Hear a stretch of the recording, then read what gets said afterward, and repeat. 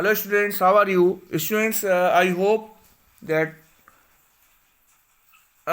you will be alright at your homes and you will be enjoying online study.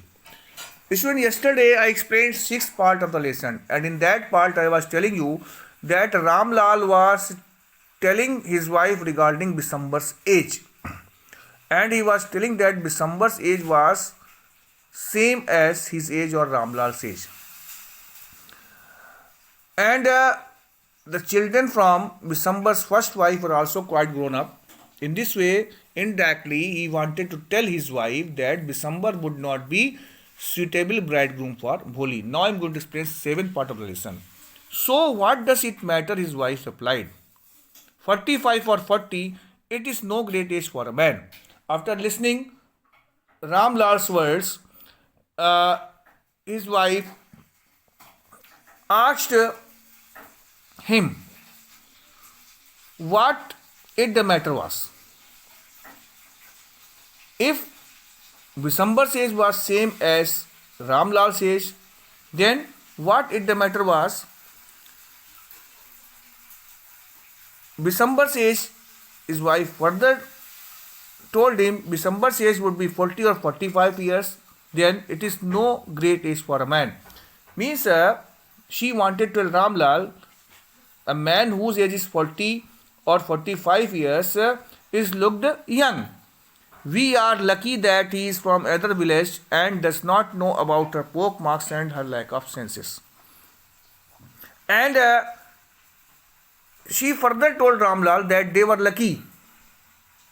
Ramlal and his wife were lucky that Bisambar was from another village and he did not know about Bholi's poke marks and her foolishness. That is why he was ready to marry with Bholi. If we don't accept this proposal, she may remain unmarried all her life. And she further advised Ramlal, if they did not accept that proposal or Bisambar's proposal, then Bholi might remain unmarried through her whole life. Means she wanted to tell that in their village everybody knew about Bholi's poke marks and foolishness. That is why nobody would be ready to marry with Bholi. And if they did not accept Bisambar's proposal, then in that case Bholi might remain unmarried through her whole life. Then it would be better for them to marry Bholi with Bisambar. Yes, but I wonder what would Bholi say.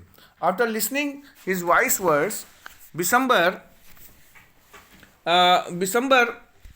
suggested her to ask Bholi regarding her marriage. What will that witless one say? She is like a dumb cow. After listening Ramlal's words, Ramlal's wife asked him what that foolish girl would say about her marriage. She was like a dumb cow. Means she wanted to tell Ramlal that Bholi would be ready to marry with Ramlal. Ramlal's wife told him that Bholi would be ready to marry with Bisambar, and she would surrender herself before her parents' decision. She would never refuse. She would never oppose her parents' decision, and she would be ready to marry with Bisambar.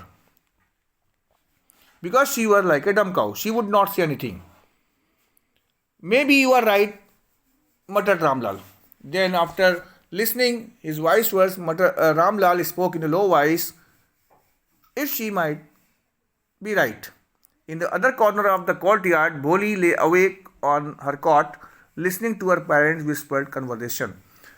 While Bholi's parents were talking in low voice in one corner of the courtyard, Bholi, who was lying awake on her cot in the other corner of courtyard, she was listening their conversation. But she did not say anything.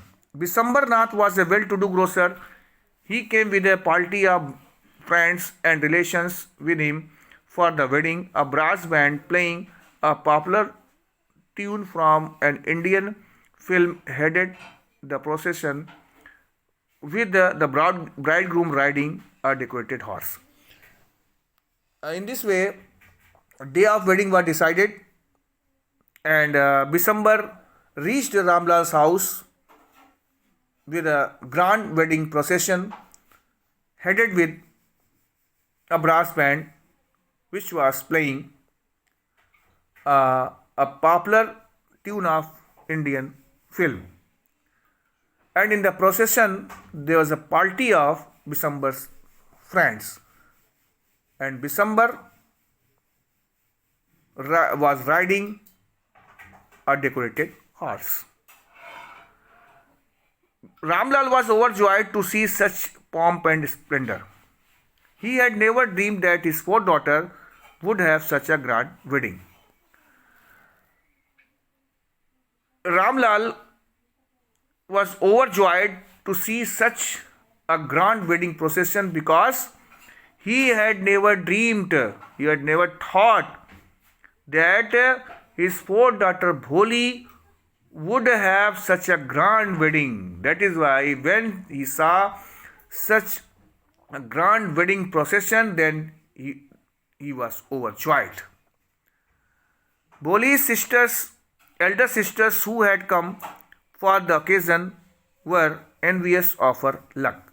Bholi's elder sisters who had reached there to attend Bholi's wedding, they were also envious of Bholi's luck.